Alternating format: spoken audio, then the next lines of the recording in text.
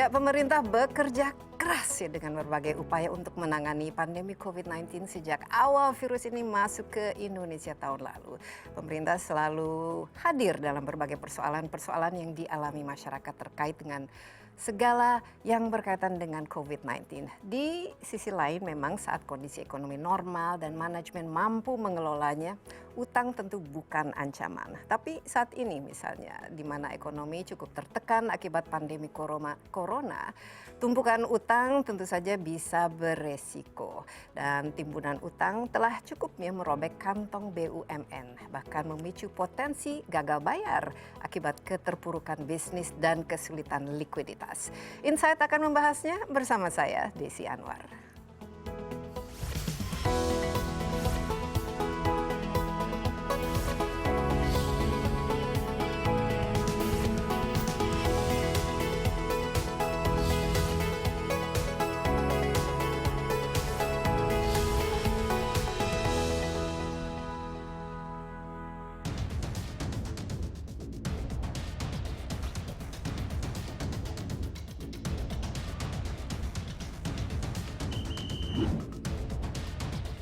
Jumlah pasien yang terjangkit COVID-19 di Indonesia sampai saat ini masih terus bertambah meski pandemi telah berlangsung lebih dari 500 hari. Data yang dihimpun Satgas Penanganan COVID-19 menunjukkan kasus aktif virus corona di Indonesia melonjak tajam dalam beberapa minggu terakhir. Salah satu faktor yang berkontribusi adalah varian Delta yang tingkat penyebarannya lebih tinggi daripada varian pertama virus penyebab COVID-19. Peran badan usaha milik negara dalam berkontribusi memberikan pelayanan publik dinilai sangat signifikan di tengah kondisi pandemi yang terjadi saat ini. Badan usaha milik negara memiliki strategi jitu untuk mengatasi masalah ekonomi akibat wabah COVID-19. Menteri Badan Usaha Milik Negara Erick Thohir mengatakan perusahaan plat merah dikerahkan untuk memainkan peran masing-masing dalam rangka pemulihan ekonomi nasional yang terkena dampak pandemi COVID-19. Pandemi COVID-19 juga membuat kinerja seluruh perusahaan tidak terkecuali badan usaha milik negara tertekan.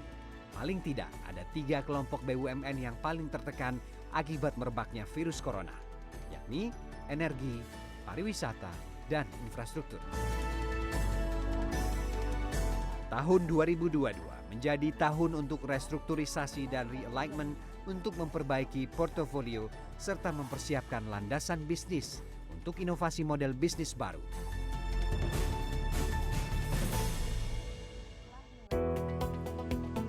Pemerintah Indonesia bekerja keras menangani, melawan dan juga menyelesaikan pandemi COVID-19 dengan berbagai macam cara yang sampai saat ini formulanya masih belum ditemukan bahkan di seluruh dunia pun. Dan pemerintah tentu saja tidak akan sukses menangani pandemi ini tanpa peran aktif dari kita semua, dari masyarakat maupun dari swasta. Nah, salah satu penugasan penanganan pandemi COVID-19 yang menjadi tanggung jawab BUMN adalah program vaksinasi. Di sisi lain, pandemi COVID-19 juga terus menggerus perekonomian dan termasuk pendapatan badan usaha milik negara. Di Studio 3, saya sudah ditemani Menteri BUMN Erick Thohir. Dan Menteri BUMN Erick Thohir ini juga menjabat sebagai Ketua Pelaksana Tim Penanganan COVID-19 ya sejak tahun lalu. Apa kabar? Alhamdulillah baik, sehat Mbak. Ya Pak Menteri? Sehat. Iya, harus sehat. Tapi sehat penting. Sehat itu sangat penting. Sehat mahal hari ini. Sangat mahal dan apalagi obat-obatannya juga lebih mahal lagi. Tapi sebelum kita masuk ke bicara mengenai penanganan COVID dan juga situasi BUMN sekarang, kita kan sekarang berlaga di Olimpiade. Sampai tahun 2019 saya ingat Pak Erick masih merupakan Ketua Umum dari Komite Tim Olimpiade Indonesia. Bagaimana perasaannya dan kira-kira bagaimana performance para atlet kita di Tokyo? Ya, saya rasa Olimpiade Tokyo ini sangat spesial karena kan sedang COVID. Iya. Dan ini bubble tapi multi event. Itu sangat tidak mudah. Kalau bubble hanya bulu tangkis, angkat besi, ini bubble multi event. Saya rasa Tokyo ya pemerintah Jepang melakukan hal yang terbaik hari ini. Dan saya lihat juga sampai hari ini kasus COVID di dalam Olimpiade cukup rendah, ya, cukup rendah dan karena mereka nggak begitu ketat ya. Dan disiplin daripada atlet itu sangat tidak mudah. Dan saya apresiasi bagaimana atlet-atlet seluruh dunia, terutama tentu atlet kita sendiri, yang mereka harus mendisiplinkan ya dirinya sebelum bertanding. dan sesudah tanding itu tidak mudah karena melawan kejenuhan, melawan pressure ya. Apalagi sudah 1 tahun ditunda. Ya, mental health itu menjadi isu juga buat atlet ya. Baru beberapa hari ini saya lihat salah satu atlet ternama Jepang, Naomi Osaka kan di bawah tekanan dia kalah. Padahal itu rankingnya luar. Sama juga atlet senam Simone Biles ya dari Amerika dia Serikat. bikin statement yang atlet-atlet Indonesia saya rasa masih sesuai target. Ya, terutama di angkat besi, tinggal bulu tangkis yang kita lihat. Saya dengar ini ada beberapa yang sudah menang grup, tapi kita saya lihat itu lawannya Korea luar biasa, China dan bahkan negara-negara lain ya, itu lumayan menjadi tantangan. Tapi walaupun kita ingin berbicara mengenai Olimpiade, kita bicara mengenai penanganan COVID-19 itu sendiri. Dan Pak Erik kan juga membawahi beberapa BUMN yang sangat-sangat berperan dalam membantu penanganan ini, khususnya BUMN yang berkaitan dengan kesehatan. Misalnya Bio Farma merupakan holding, di situ ada Kimia Farma, Indo Farma, dan juga banyak lagi yang... Nah, bagaimana selama ini? Kita tahu, belum maksimal. Apalagi akhir ini angka positif COVID di Indonesia sangat tinggi. Kita harapkan akan landai dan ini semua cepat teratasi, PPKM bisa kita relaksasi. Tapi bagaimana Pak Erik? Kita mulai dari obat-obatan saja dulu lah, karena apalagi Bio Farma dan kawan-kawan ini merupakan tanggung jawab yang besar dari segi pengadaan, distribusi, dan penting lagi itu harga. Apa yang akan dilakukan? Ya, memang kan yang unik di BUMN itu tidak hanya korporasi tapi public service. Karena itu kalau kita lihat BUMN dari airport sampai obat, sampai minyak, sampai listrik dan lain-lain. Nah, tentu ketika kerjaannya sangat besar, itu yang saya sampaikan, tidak sempurna kita melayani. Bukan kita tidak melakukan terbaik, tapi tidak sempurna.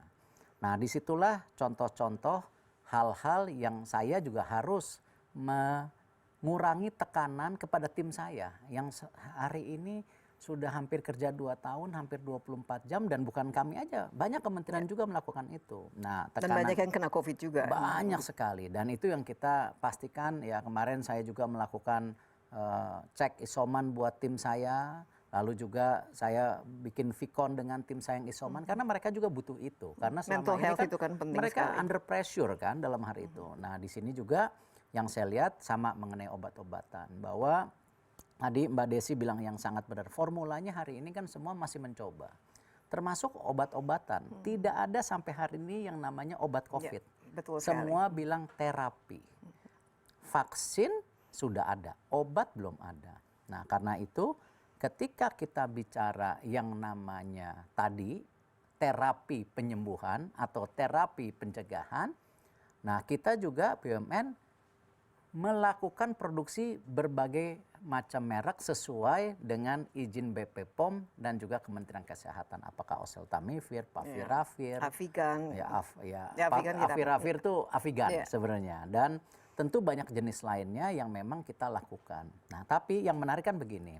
Kadang-kadang ketika bicara BUMN, ya, itu terpikir semuanya memproduksi kita. Tidak.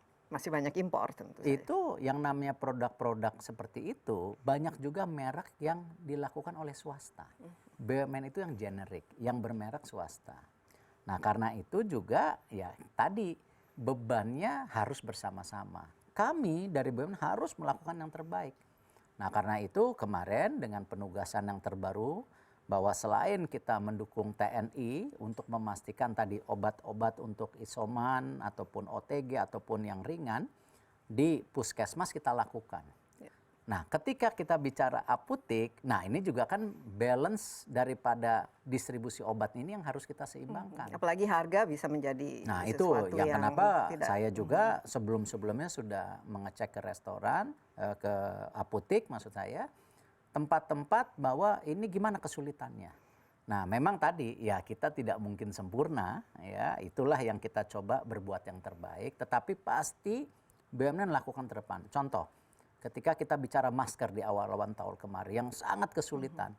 Harga masker kan di BUMN cuma 2.500 perak dibatasin 5. Nah, sama obat-obatan ini juga atau tadi terapi ini kita juga pastikan kesediaannya ada, tidak mudah, tapi paling tidak kita bisa membalance pricing atau harga yang terjadi di masyarakat. Oke, jadi obat-obatan bisa dijamin lah istilahnya. Tapi kita usahakan maksimal. Oke, sekarang taruhlah worst case scenario. Kita sekarang sudah melewati 40.000 kasus per hari, bahkan pernah menembus 50.000. Taruhlah worst case scenario double lagi, 100.000 per hari. Apa yang worst case scenario dalam strategi pengadaan dan juga distribusi karena itu obat? kan yang kita tahu juga yang namanya bahan baku kita semua impor. Makanya sekarang kita mengambil 3 sampai 6 bulan ke depan bagaimana bahan bakunya, bagaimana total produksinya, bagaimana juga distribusinya. Nah, kita sedang perbaikin ini terus. Karena memang tadi ketika tambah dengan sangat cepat, apalagi sekarang kita bicara varian Delta, kita tidak tahu yang Lambda ya, nih ya kan, ini knock on the wood ya. Jangan sampai Nah masuk itu kan percepatannya luar biasa. Jadi itulah kenapa kemarin jumlah tempat tidur juga meningkat, ICU meningkat, ya kita juga lakukan itu. Dan kita awalnya membangun rumah sakit Wisma Atlet bersama Menteri PUPR. Kemarin asrama haji, kita juga membuka rumah sakit modular. Ya memang ini percepatannya luar biasa. Nah tapi kita coba pastikan. Jadi ini ya kembali kita perlu dukungan masyarakat juga. Kita tidak bisa hanya tadi bergantung kepada pemerintah, kita secara pribadi juga harus disiplin. Iya, kita istirahat sebentar Pak Erik, tapi masih cukup panjang ya pembicaraan kita kali ini. Tetaplah bersama Insight with Desi Anwar, kami akan segera kembali.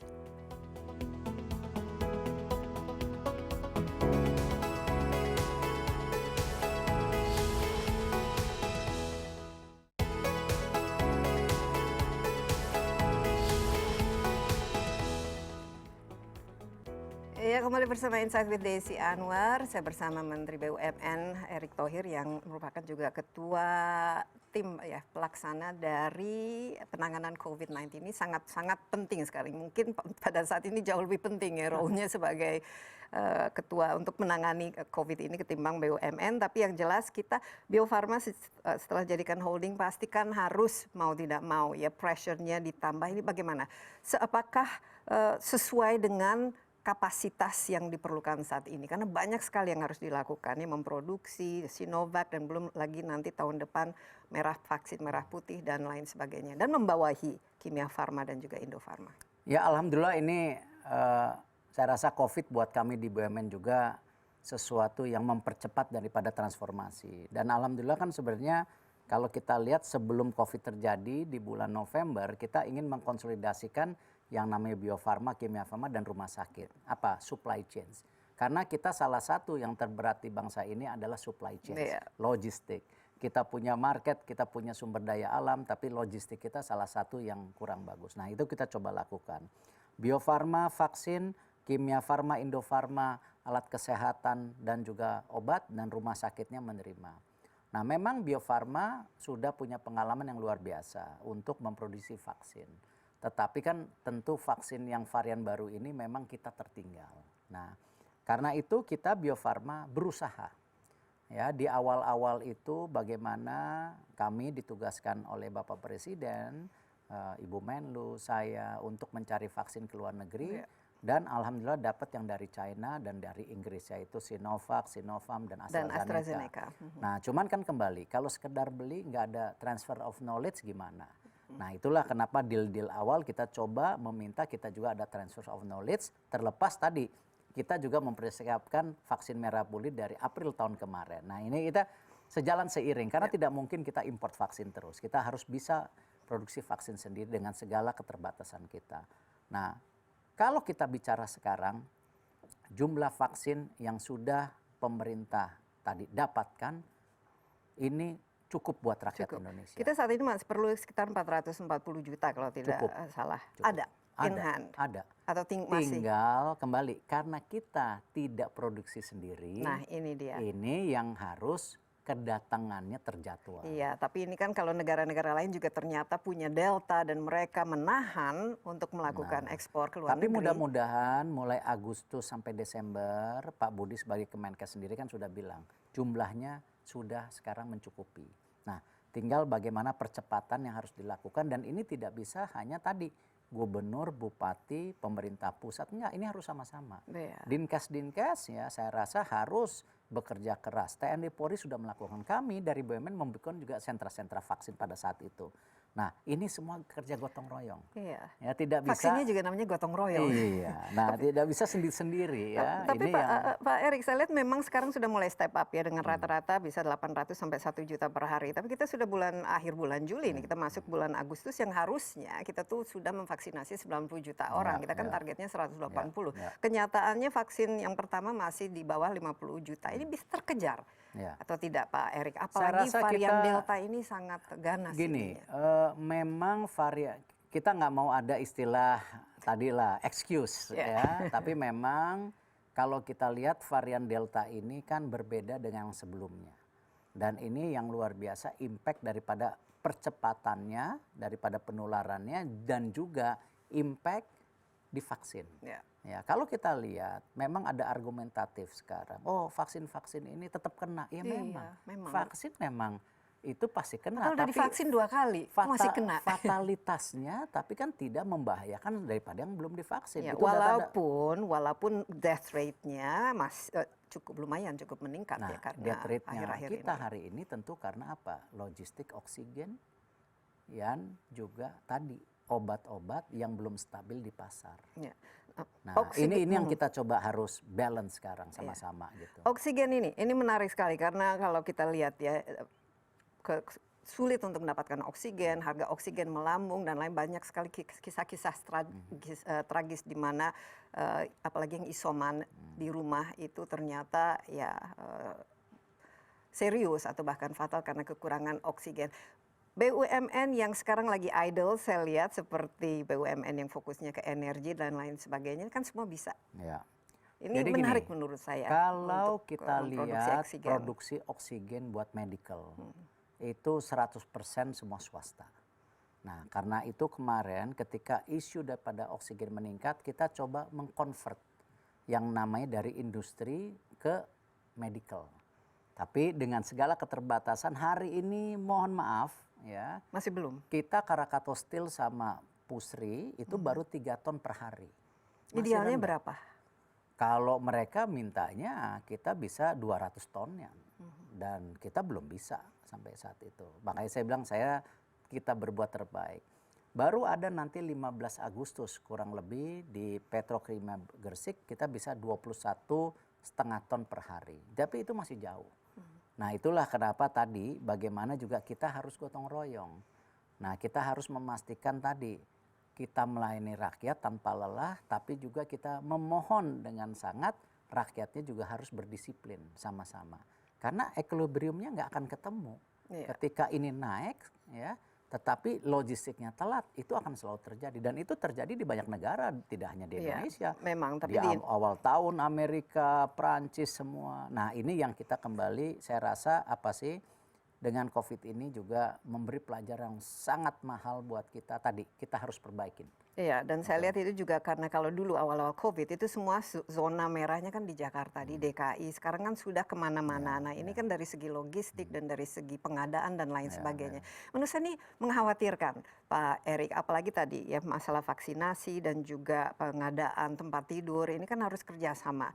Sampai level yang namanya PPKM Mikro itu kan level ke kelurahan itu juga harus dilibatkan. Ini apa tantangannya selama ini? Karena yang saya dengar itu banyak yang mungkin belum divaksin, boro-boro nomor kedua, tapi vaksin pertama saja belum dijalankan. Apa yang miss di sini? Saya rasa gini, penting ya, kembali kita tidak mau saling menyalahkan. Justru mencari jalan keluar. Tapi bagaimana peran pemerintah daerah ini harus menjadi ujung tombak. Ya, untuk supaya pemerintah pusat bisa juga mensupport sebesar-besarnya dengan segala keterbatasan. Nah, karena itu kita lihat juga ada beberapa contoh pemerintah daerah yang juga melakukan kolaborasi dengan baik sehingga tadi penekanannya cukup baik dan juga impact-nya kepada masyarakat cukup baik. Nah, ini yang kita coba cari dan kita tidak menyalahkan tadi figur-figur daerah. Nah, karena itu kenapa sekarang Pak Menko berusaha ya tadi setiap minggu melibatkan pemerintah daerah. Yang tadinya mungkin kita menganggap udah saling ngerti. Nah, tetapi inilah yang kita terus rajut. Ya, kuncinya hari ini merajut. Dan ini yang saya rasa kalau kita lihat sekarang kan dengan tadi percepatan kita mulai turun lagi. Nah, cuman yang kita harus antisipasi dengan ada pelonggaran, ya ini naik lagi enggak? Nah, ini memang menjadi antara rem dan gas ini. dan rem yang seperti Bapak Presiden sampaikan harus kita terus cari jalan. Dan tapi saya yakin bahwa tentu dengan tadi kolaborasi yang lebih baik kita bisa akan memaintain. Kita tidak mungkin menolkan. Covid tidak mungkin dinolkan. Pak Menkes juga kemarin ditanya, bagaimana ujungnya? Kita tidak tahu.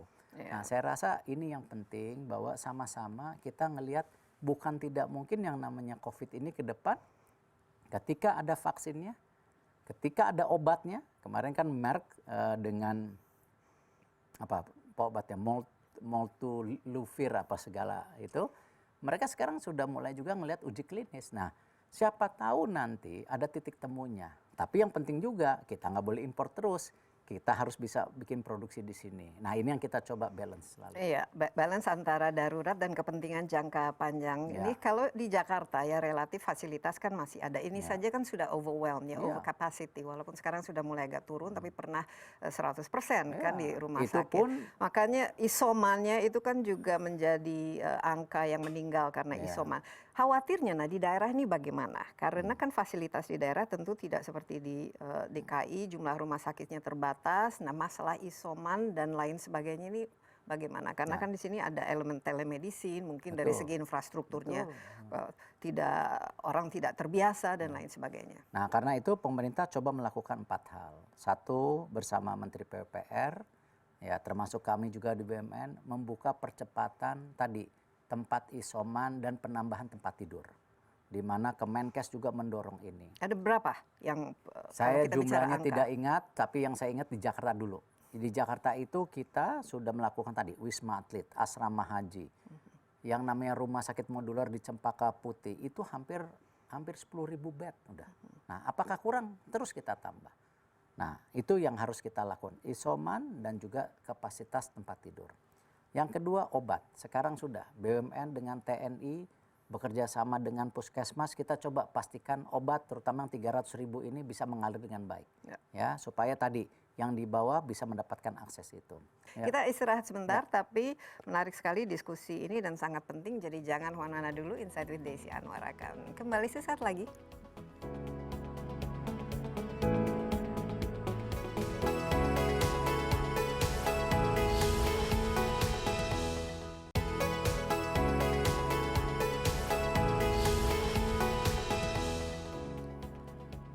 Saya masih ditemani Menteri BUMN Erick Thohir dalam program Insight with Desi Anwar. Pak Erick juga adalah Ketua Tim Pelaksana ya dari penanganan COVID-19. Nah, ini kalau kita lihat kesehatan sangat penting kan, sering dikatakan kita tidak akan bisa kemana-mana secara ekonomi, secara sosial kalau kesehatannya masih terpuruk. Tapi pada intinya ya memang jelas rem dan gas ini karena harus ada balance antara kesehatan dan juga perekonomian. Banyak sekali yang kehilangan pekerjaan, banyak yang sangat membutuhkan bantuan bansos, BLT dan stimulus-stimulus. Nah, ini bagaimana Pak Erick, baik sebagai Menteri BUMN dan juga sebagai penanganan COVID Tentu kalau ini? kami di BUMN kan ada 3 tugasnya kita. Satu, listrik terutama. Bagaimana subsidi listrik, diskon, gratis, itu kita sudah lakukan hampir setahun sekarang. Dan ini sangat membantu di bawah. Yang lainnya kalau bansos kan kita lebih membantu daripada mentransfer daripada dana-dana itu melalui Himbara. Dan kita bisa lihat dari data-datanya ya kalau bicara itu semua di kita. Bayangkan saja misalnya mengenai KUR. KUR itu dari 257 triliun, 92% ya Himbara. Jadi kita melakukan exercise itu. Dan selama ini berjalan dengan baik sesuai dengan target? Kita berjalan dengan baik. Good Karena governance? apa? Memang kita database-nya sangat kuat. Tetapi kan tentu apakah database-nya cukup? Ya harus terus diperbaiki. Karena Harus ini diupdate juga. Harus diupdate. Nah, cuman yang di perbankan saya rasa sangat baik. Kemarin juga PT Pos ditugaskan juga untuk melakukan tambahan. Nah, jadi memang pada saat ini yang namanya kesehatan, bantuan sosial, ya nanti pelan-pelan pemulihan ekonomi harus mulai jalan seiring. Nah, ini yang sama juga kalau kita bicara di BUMN ya sama. Kita terdampak. 90% ini BUMN secara finansial terdampak. Ya seperti juga swasta. Karena apa? Yang swasta punya ya BUMN juga punya juga. bahkan scale-nya lebih besar. Iya. Dan bahkan kita langsung kepada rakyat, apa? Infrastruktur seperti airport, kereta api, ya kan, ferry itu. Contoh aja, kereta api itu sekarang penumpangnya 15% maksimal. Nah ini hal-hal ini tapi Ya, kan mau nggak tidak mungkin. mau pemasukannya juga jadi jauh Tapi kan nggak berkurang. mungkin berhenti karena pelayanan ini ya sangat krusial. Apapun misalnya laut, nggak mungkin kargo itu berhenti. Tidak mungkin juga kargo kita ke luar negeri berhenti. Nah hal-hal ini yang memang konsekuensi dari tadi yang pertama sekali kita sampaikan. Ya, uniknya BUMN selain korporasi juga pelayanan Ya, sosial. public service obligation. Public ya, service obligation. Dan ini yang memang bisa dikatakan cukup membebankan tapi sangat penting. Tanpa public service obligation ini banyak sekali That's the teman-teman kita fact. yang tertinggal. Oke, jadi oke. Kalau tidak salah dulu sampai tahun 2019 itu performance-nya BUMN lumayan ya, cukup bagus ya. Dengan adanya COVID setahun ini turun laba profitnya dari 124 triliun menjadi 90%. 28. Nah ini tentu saja sangat-sangat berdampak, tapi ini bisa dipahami karena ini seluruh dunia juga masih downturn. Walaupun kita harapkan bentuknya seperti swoosh itu kan, tapi kelihatannya kan lebih landai. Kapan kira-kira kalau semua berjalan dengan baik, kalau vaksinnya on target dan juga obat-obatannya on target, kita bisa mengontrol jumlah kasus COVID ini paling cepat menurut Pak Erik? Transisi dibutuhkan 3-4 tahun. 3-4 tahun dari sekarang?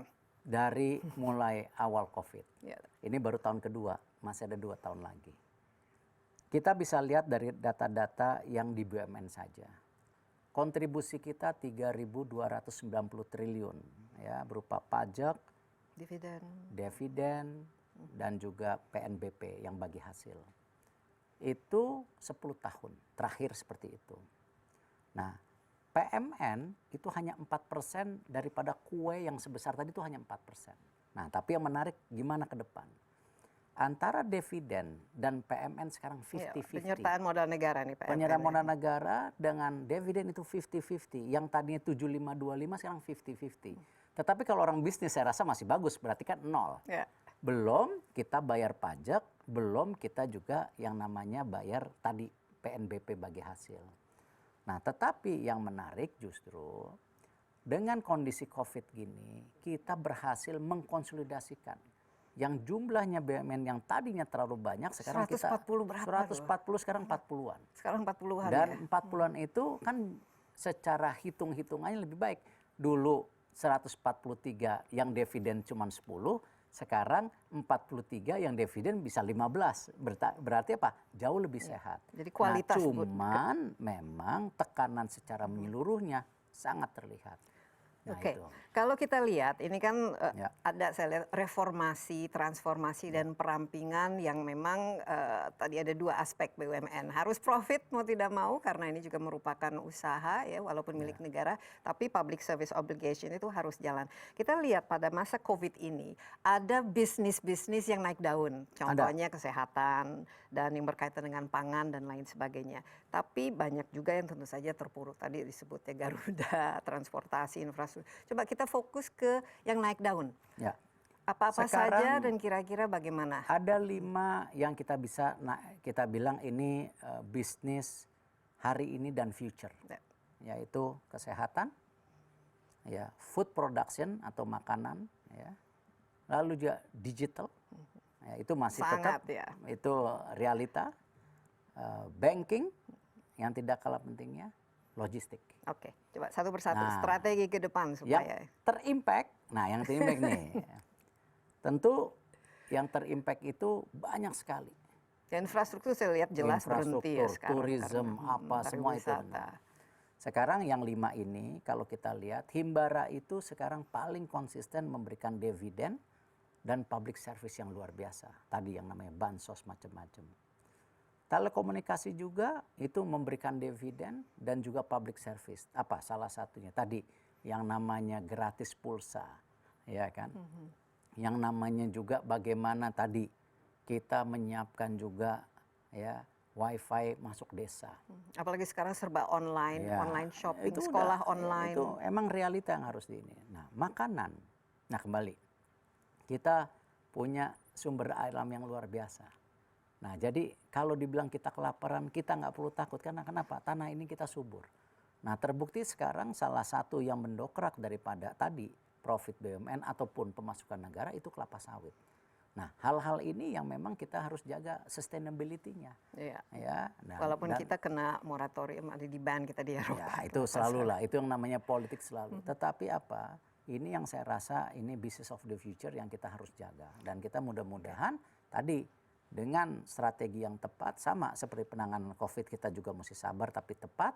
Nah, ini yang kita coba harus perbaikin juga. Fokus gitu. ya ke situ Harus ya. fokus, Karena harus bisa yang 5 ini bisa menjadi lokomotif untuk yang 35 lainnya. Iya, Kita istirahat Pak Erik, ini menarik sekali kira-kira apa yang bisnis BUMN yang masih harus didongkrak. Kita lanjutkan setelah yang berikut ini.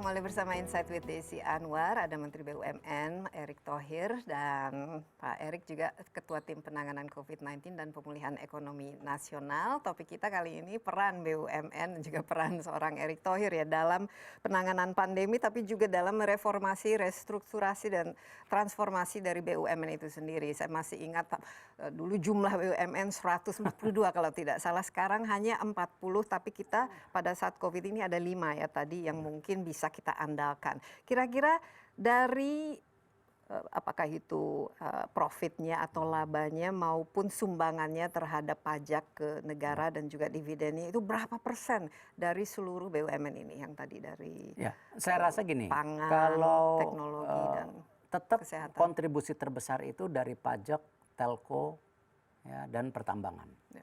Itu yang terbesar. Itu kira-kira dari dividen itu 80% dari mereka. Masih ya? Ya, 20% nanti yang kita mulai perbaiki seperti kesehatan, makanan, logistik. Nah, kesehatan ini kan sangat-sangat potensial. Ini seharusnya jadi primadona Ya, ini. tapi kan waktunya. ada yang namanya public service. Ya.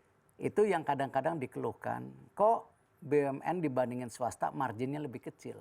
Ya, kita tidak mungkin menjual ya obat dengan harga termahal, nggak bisa. Kita apa? Kita hadir memastikan obat generik untuk rakyat. Iya. Nah, kalau obat-obat yang bermerek itu banyakkan swasta yang bermain. Nah, itu sama juga. Ketika kita bicara makanan, kan sama. Bagaimana kelapa sawit, gula kita juga lakukan. Tapi tentu tadi secara pricing kita tidak mungkin kita terbuka marketnya. Kita harus jadi membalance daripada harga-harga tersebut. Iya, mau tidak mau harus ada subsidi ataupun akhirnya tadi margin kita akan lebih kecil, tetapi ingat ada impact yang luar biasa buat rakyat apa? Dia mendapatkan obat ataupun mendapatkan bahan baku dengan affordable. Nah, ini yang kita coba. Ini yang sangat penting apalagi sekarang ini, tapi sebenarnya kalau kita jujur ya, biasanya kan kalau dulu BUMN itu cost structure-nya atau pricing-nya ini kan cost ini sangat penting. Kalau misalnya good governance dilakukan efektif, pekerjaannya semua profesional dan cost yang logistik dan lain sebagainya itu semua bisa ditekan, Pak Erick. Ini kan yang dilakukan. Itu yang bagian dari reformasi. Itu yang kita lakukan sekarang. Dari jumlahnya besar jadi kecil. Kita sangat kompetitif kalau dibandingkan dengan sekarang kalau kita bisa lihat contoh di rumah sakit BUMN yang jumlahnya sekarang 70. Kita sangat kompetitif. Kemarin aja dapat penghargaan untuk COVID. Bank-bank BUMN sekarang ya yang ada di tentu market terbuka loh. Kalau industri bank itu ada swasta, ada asing, BUMN bank-banknya masih yang sangat besar. Apakah BRI, apakah Mandiri, apakah dan bahkan tadi kita sekarang merubah strategi perbankannya. BRI kita fokuskan kepada ultramikro UKM.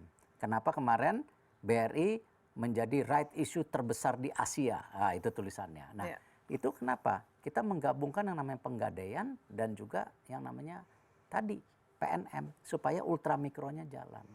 Nah, BNI selain tadi perbankan yang namanya korporasi, tapi dia akan fokus dapat ekspor.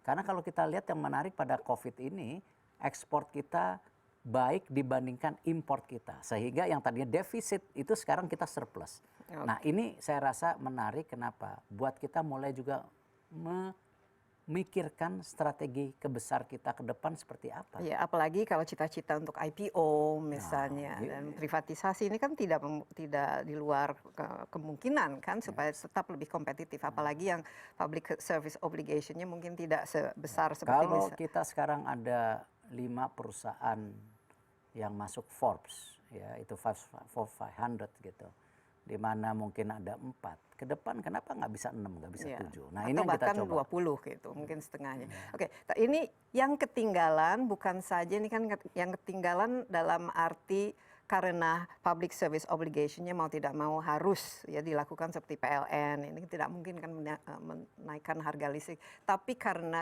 kena impact COVID seperti misalnya Garuda dan lain sebagainya. Bisa fokus ke situ sendiri, apa kira-kira strateginya supaya bisa pulih kembali? Kembali, kita ini kan negara kepulauan. Ini yang kadang-kadang kita tidak menyadari. Kesulitannya ada, tapi kesempatannya ada. Nah, sama. Kalau kita bicara tourism, ya, sebelum COVID 78% turis kita tuh Indonesia. 1.400 triliun. Dibandingkan turis asing 300 triliun. Tetapi apa? Kita tidak pernah menyiapkan fasilitas yang baik buat turis lokal. Nah, karena itu kita salah satu di program BUMN itu sekarang mulai membangun infrastruktur untuk turis lokal. Seperti yang kita bangun ya di Lampung bersama swasta, Jatim Park. Kita lakukan itu supaya tadi rakyat punya juga hiburan. Nah, sama juga pesawat terbang kita yang tadinya banyak luar negeri, nggak usah. Domestik aja. Toh ke luar negerinya ada pesawat lain, ada Qatar, ada Singapura, ada Jepang. Dan cost-nya juga sangat mahal. Dan mahal. Lebih baik kita kontrol di dalam negeri. Jadi untuk Garuda ke depan bagaimana? Karena akan fokus kepada domestik. Domestik ya. Dia tidak akan menjadi lagi ya seperti dulu-dulunya berkompetisi secara internasional 60% domestik 40%. Kita harus balik sekarang 90%-nya domestik gitu. AirAsia juga sebenarnya babak belur ya sekarang. Sama, yang regional flight susah. Nah, itu. Dan memang ada negara-negara yang tidak bisa dihindarkan. Apa? Seperti tadi Qatar, Singapura, UAE yang negaranya sebesar ini, ya dia mesti main international flight. Tetapi yang namanya Indonesia atau Amerika atau China, dia punya domestic flight yang luar biasa. Nah, ini hal-hal ini yang juga saya tekankan di BUMN tidak kalah pentingnya transformasi, efisiensi, tapi yang namanya juga bisnis model pasca COVID. Ini kita harus rubah. Sama Pertamina ke depan ya tidak bisa mengandalkan kepada minyak saja. Ya, harus dia harus berubah. Tentu saja. Renewable energy, petrochemical, ya kan. Ini yang namanya eco lifestyle udah nggak bisa dihilangkan. PLN harus menyiapkan tadi green energy. Iya. Nah, apalagi kita punya target Paris Agreement 2060 itu kita zero emission. Ya, dan ini yang kenapa tadi transformasi inovasi yang di BUMN juga kita ingin memastikan tadi masa depan generasi kita hidup baik di Indonesia dan juga mendorong pembangunan ekosistem yang dinamakan eco lifestyle di mana turunannya apakah tadi energi hijau, ya kan, kendaraan hijau dan lain-lain itu semua, mobil listrik ya kan? dan lain. Nah, ini kita lakukan semua. Okay. Yang saya lihat yang cukup turun ya dari segi aktivitas dan ini adalah infrastruktur ya, karena apalagi Presiden Jokowi kan punya target cukup tinggi ya jumlah jalan tol dan lain sebagainya. Ini bagaimana ke depan Pak Erik supaya saya bisa memenuhi target? Kembali. Termasuk dari pendanaannya juga kan yang mau tidak mau kan semua dialihkan ya untuk jadi anggaran COVID. Infrastruktur saya rasa masih menjadi kunci pertumbuhan. Tetapi tentu yang sekarang dengan kondisi seperti ini karena apa? Kesehatan adalah utama. Semua dana pemerintah sekarang fokus kepada kesehatan. Karena keselamatan rakyat itu menjadi yang sangat penting. Negara harus hadir pada saat-saat ini. Tetapi bukannya berarti meninggalkan pembangunan infrastruktur yang sangat penting. Karena bisa menciptakan pekerjaan juga. Lapangan kerja kita harus lakukan. Dan yang paling tadi yang penting, logistik cost-nya kita masih mahal. Nah, dengan tadi logistik cost kita bisa compatible lawan negara-negara lain, tentu nilai kompetitif kita sebagai negara akan bisa. Ini yang kita harus lawan. Kita sekarang bersaing dengan Vietnam seperti ini, dengan Thailand seperti ini. Nah, jangan juga kembali.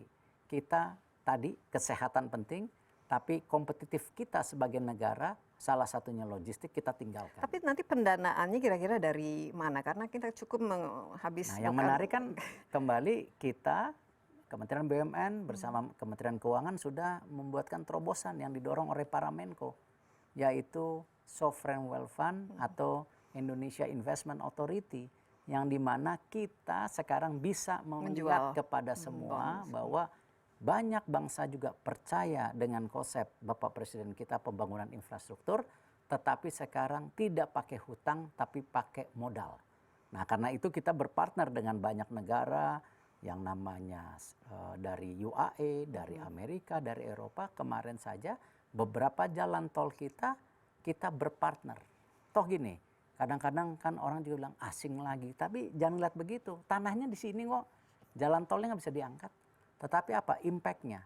Ada pembukaan lapangan kerja, logistik, investasi masuk. Nah, hal-hal yang kita coba lakukan. Asal yang penting juga semua sesuai dengan lingkungan, menjaga dan juga tidak melakukan disrupsi secara sosial. Karena gini Mbak Desi, pada saat sekarang ini kan kita dituntut untuk kerja out of the box. Kita udah nggak bisa kerja monoton lagi. Sekarang justru boxnya udah hilang. Jadi public partnership juga ya. That's the way it is. I think that's one yang crucial buat kita lakukan. Kan kita nggak mungkin. Karena kesehatan infrastruktur berhenti. Sekarang dari antara 40 BUMN ini yang paling susah, yang paling menantang dan yang paling memerlukan dorongan khusus ekstra itu apa ya? Oke, coba kita ya memang sekarang mau tourism kemana, kita keluar rumah saja nggak boleh. Kita bicara hotel, bicara transportasi. Tapi ini kan harus disiapkan. Harus. Karena itu program yang ada di Kementerian BUMN juga ya. Selain yang tadi sangat banyak udah disebutkan, ya salah satunya kita juga terus membangun tadi yang namanya tourism lokal. Ya, kita lakukan Sarinah. Sarinah itu baru kita bongkar sekarang. Bagaimana Sarinah itu harus friendly dengan 100% brand lokal. Nah, di mana Sarinah juga untuk luar negerinya kita ya harus kerjasama dengan asing dengan Dufri. Dufri itu kan punya 2.500 toko. Tetapi waktu kita tanda tangan sama dia, harus punya 10 produk UMKM yang mereka jual. Nah, hal-hal ini. Nah, biasanya mereka cari kualitas. Nah, kita kurasi gitu. Nah, sama juga tadi yang namanya infrastruktur untuk tourism lokal juga harus kita perbaiki. Iya, nah mungkin lebih detail mengenai ke depan post-COVID. Yes. Nah, ini roadmap post-COVID penting, kita harus tetap optimis kita bisa keluar dari COVID ini. Kita akan lanjutkan setelah yang berikut ini, tetaplah bersama Insight with Desi Anwar.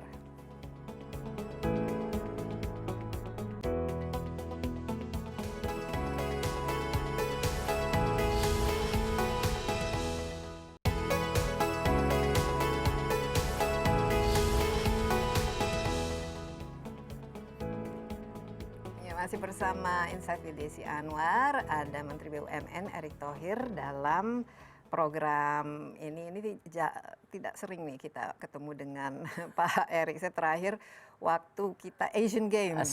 Asian Games, dan saya lihat itu sampai sekarang itu luar biasa fasilitasnya ya, tapi sekarang kita PPKM jadi nggak bisa kemana-mana. Kita bisa jogging, nggak bisa main di sana. Tamannya padahal itu sangat bagus. Tapi kita masih bisa bermimpi. Tadi Pak Erick mengatakan untuk keluar dari COVID ini, tapi ada ini semua divaksin sesuai dengan target dan vaksinnya available dan obat-obatannya dan semua orang sehat lah. Minimal kita mengadopsi new normal ini dengan kesehatannya pulih, ekonominya juga pulih. Memerlukan waktu sampai 4 tahun ya. Sekarang 2021, mungkin tahun 2023 atau 2024. Nah, pemulihan akan kembali ketika 1-2 tahun ini kita artinya adjust kehidupan. Nanti ketemu titiknya. Nah, 2 tahun ke depan kan mulai pemulihan. Ya, nah, pemulihan itu kan berarti kan pertumbuhannya kan sudah di atas kan kemarin sebenarnya hampir. Hampir. Ya, dan saya yakin tahun ini Bu Sri Mulyani juga dengan Pak Menko Erlangga dan Pak Menko Luhut juga sudah bilang ancer-ancerannya kita masih 4%. tumbuh 3-4%. 3-4%. Ya. Tapi idealnya dan justru mimpinya kan dulu kalau bisa kan di atas 7%, karena itu kita bisa menciptakan lapangan kerja yang baru. Oke. Roadmap ya BUMN ke depan. Tadi sudah disebut ada hal-hal yang COVID ini dan juga perjalanan selama ini kita tidak bisa pungkiri adalah teknologi. Ya. Kita mau tidak mau Internet of all things, digital things itu harus kita kembangkan. Kedua, kita harus think out of the box. Berarti kita harus kreatif. Correct. Ketiga, yang paling penting ini adalah masalah climate issue. Yes, Semua itu harus yes, serba environmentally friendly, ramah lingkungan sesuai dengan target zero emission. Bagaimana, Pak Erick? Ya, saya rasa tadi Mbak Desi sangat tepat. Ya, satu, bagaimana fundamental kita sebagai bangsa harus kembali dititik nolkan. Kalau kami di BUMN, salah satu perbaikan human capital menjadi kunci. Ya. Kemarin Pak Jokowi juga sudah bikin announcement yang namanya ASN sekarang harus service oriented, ASN berakhlak. Ya alhamdulillah. Ini Kenapa? yang penting ya. Penting sekali karena itu fondasi yang dari kami Kementerian BUMN juga salah satunya akhlak. Yang ini kita sekarang luar biasa kita sinergikan. Jadi apa? Pembangunan human capital menjadi kunci. Kita ini mayoritas anak muda. Ya, millennial. Iya, millennials. Edukasi kita harus menjadi kunci. Karena itu kenapa Pak Nadiem Makarim ya kan diberi tadi tugas di situ sebagai orang yang generasi muda yang bisa menerobos-terobosan seperti itu. Nah itu jadi human capital. Yang kedua saya semangat sepakat. Bagaimana tadi harus berbasiskan innovation, creativation, ya transformasi yang harus dilakukan. Berdasarkan apa? Sendi-sendi yang kita punya saat ini untuk bisa mencapai tadi equilibrium market seperti apa yang kita harapkan ke depan. Nah, ketiga, change, global change. Nah, ini yang justru menjadi challenge kita dan hambatan kita kalau kita tidak bisa ikut daripada global change ini. Iya, jangan Salah change jadi satunya, krisis kan. Itu, salah satunya renewable energy ataupun tadi green economy atau blue economy. Kita punya dua-duanya. Kalau kita lihat, kita punya yang namanya solar, matahari. Kita punya yang namanya air sebagai power, hydropower. Kita punya wind, ya, dan juga geothermal, yang banyak negara juga nggak punya. Kalau di blue economy, kita punya yang namanya tadi laut kita yang luar biasa. Nah ini yang saya rasa ya, ini yang akan membuat kita akan lebih sustain lagi ke depan. Dan banyak negara iri sama Indonesia. Dan saya rasa tadi bagaimana kembali tadi kita harus benar-benar tidak reaktif, tapi bagaimana Kreatif tadi. kita harus memastikan based on creativity dan kita punya planning yang long term yang kita harus lakukan dan dimulai dari sekarang. Oke, kita mulai dari SDM ini karena penting kan, mau tidak mau BUMN kan juga harus profesional, harus kompetitif, good governance dan lain sebagainya. Apa effortnya untuk 2-3 tahun ke depan memastikan setiap insan yang bekerja di BUMN di bawah Pak Erick itu Terobosan sesuai yang dengan kita yang diinginkan. lakukan kesetaraan gender. Sekarang banyak sekali pimpinan BUMN itu dari perempuan. Nah, di mana kita sudah punya target sekarang 15% tahun ini, yang selama ini less than 10%. Dan kita targetkan juga di tahun 2023 25%. Memang standar internasional 30%. Kita baru 25%, tapi is okay. Dan kita juga tadi generasi muda yang ada di BUMN sekarang kita cari the best talent.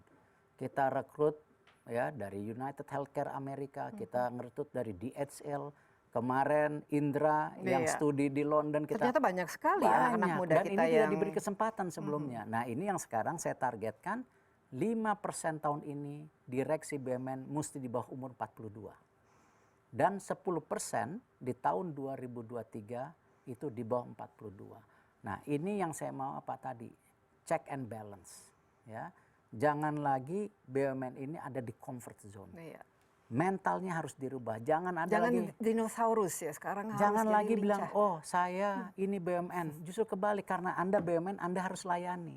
Terus kita juga mesti punya mental apa? Kalau dia tadi nggak survive, ya udah bubarin aja. Ya dan Kenapa? service oriented itu. Iya harus kembali bahwa ini tadi Ini namanya perusahaan yang kita harus tanggung jawab, bukan dibalik. Oh kalau rugi nanti negara suntik, nggak bisa lagi eranya. Justru kebalikan, kita harus memberikan lebih kepada negara. Pajak paling besar Pajak harusnya udah, dari PNBP BUMN. udah, ya. Sekarang dividen yang harus kita besarkan. Kenapa? Tadi kita juga mesti prihatin sama negara. Income kita nggak bisa berdasarkan pajak lagi. Tapi ini sekarang. pasti ada tantangannya, resistensi dan bagaimana ini leadership yang diterapkan oleh Pak Erick. Ya saya percaya dan alhamdulillah kan almarhum bapak saya selalu ngajarin bahwa kunci daripada leadership itu selain adaptasi kan ketegasan. Jadi ya kita yakin aja kalau memang kita tidak ada hidden agenda, ada sesuatu ya jalanin aja. Toh tadi ketegasan dan adaptasi itu kan sudah memang sesuatu yang bisa tadi datanya konkret, bukan kari sok tegas-tegasan atau sok adaptasi-adaptasian. Nah ini yang saya rasa menjadi challenge ya, dan saya yakin insya Allah lah 1-2 tahun ini kita bisa melihat hasil daripada transformasi BUMN yang sudah kita lakukan. Yang penting hasilnya, biar ditunggu-tunggu. Value creation BUMN akan luar biasa. KPI-nya Pak Erick kita akan melihat nanti pertama kali BUMN punya perusahaan yang valuasinya $100 miliar. Itulah Pertamina. Kita tunggu. Kita pasti ikut bangga. Kedua tadi masalah teknologi dan inovasi dan semua yang berkaitan dengan digital. Bagaimana infrastrukturnya khusus di BUMN? Apakah semua sudah transparan, online, based on technology atau bagaimana? Ada dua. Satu, era daripada digitalisasi itu tidak mungkin terhindarkan lagi. Karena itu percepatan yang kita lakukan luar biasa di BUMN. Dan tadi R&D, Research and Development sangat penting, kita balikan lagi ke universitas. Kita banyak kerja sekali sama universitas. Nah tetapi jangan terjebak. Kita itu fungsinya sebagai lokomotif dan public service. Apa artinya? The most important dari BUMN itu membangun ekosistem. Bukan justru membunuh competition. Kita harus membangun ekosistem. Nah ini yang kenapa juga kita mulai rubah konsep-konsep detail BUMN. Contoh. Ya, telco. Telco itu kita harus kembali apa? Base ke service. Kenapa sekarang kita bangun data center, kita fiber optik, ya kan? Kita lakukan PFN, ya, lembaga film negara. Bukan bikin film sekarang apa? Financing film. Nah ini yang kita lakukan. Sarinah apa? Bukan menjadi tadi saingan retail shop, tetapi apa? Membangun local brand, tetapi sarinahnya dipakai. Nah hal-hal ini yang kita mau pastikan. Pembangunan ekosistem. Iya, nah terakhir ini biasanya apalagi kalau dekat-dekat pemilu ya khususnya ini BUMN itu biasanya ini terus jadi sapi perah dan lain sebagainya. Bagaimana betul-betul memagari ya supaya setiap sen yang dihasilkan oleh BUMN itu pergi ke tempat yang sebenarnya. Dua hal yang kita lakukan. Go public sebanyak-banyaknya dan kita udah ada sovereign wealth fund ya, INA, Indonesian Investment Authority, yang berinvest di BUMN. Nah dengan transparansi, dengan good corporate governance, kita bisa tadi meminimasi resiko. Kita tidak bilang 100%, tapi meminimasi resiko. Nah ini yang kita coba terus, alhamdulillah, ya partnership dengan Indonesia Investment Authority, yang sekarang kebetulan Bu Sri Mulyani sebagai chairman, saya sebagai komisarisnya, itu kita lakukan sinergi. Nah ini yang kita lakukan. Jadi percepatan daripada tadi keterbukaan, good corporate governance, profesionalisme, dan ini yang kita lakukan. Transparansi menjadi kunci. Transparansi sangat-sangat penting ya, karena memang terus terang korupsi masih menjadi salah satu masalah di Indonesia.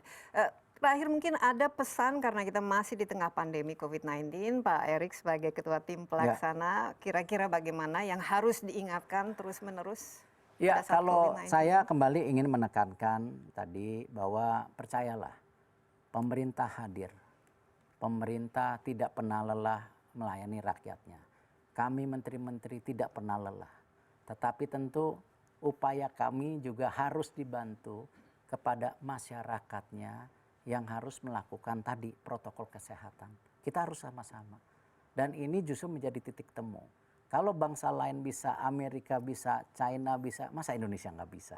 Apalagi mayoritas penduduk kita anak muda. Dan disitulah saya rasa yang kita harus pastikan anak muda menjadi motor daripada pergerakan ini. Dan saya udah saksikan itu ada. Tinggal mereka harus berani lebih tampil untuk melakukan tadi pergerakan daripada protokol kesehatan bersama-sama itu. Iya, terima kasih banyak. Terima kasih. Kita beruntung juga memiliki Menteri BUMN yang masih berjiwa muda, masih muda, tampilannya juga masih muda. Sama-sama Mbak. Pak Erik, terima kasih banyak. Saya terima Jaga kasih. kesehatan selalu dan Sama-sama. semoga semua mimpi ini bisa direalisasikan dan kita target-target untuk memvaksinasi juga pada akhir tahun juga sesuai dengan harapan. Obat-obatan ada dengan distribusi dan juga harga yang terjangkau, rumah sakit, tempat tidur dan semua bisa sehingga kalaupun the worst case scenario terjadi, kita bisa keluar dengan selamat. Sekali lagi terima kasih Pak terima Erik kasih. insight-nya. Ya demikian insight kali ini. Jangan lupa Anda juga dapat menyaksikan tayangan ini di cnnindonesia.com dan di YouTube CNN Indonesia. Insight with Desi Anwar. Sekali lagi tadi juga pesan dari Pak Erik ya, jangan lupa ya prokes, rajin mencuci tangan, menggunakan masker dan tentu saja menghindari dari kerumunan. Sampai jumpa, stay safe. Bye-bye.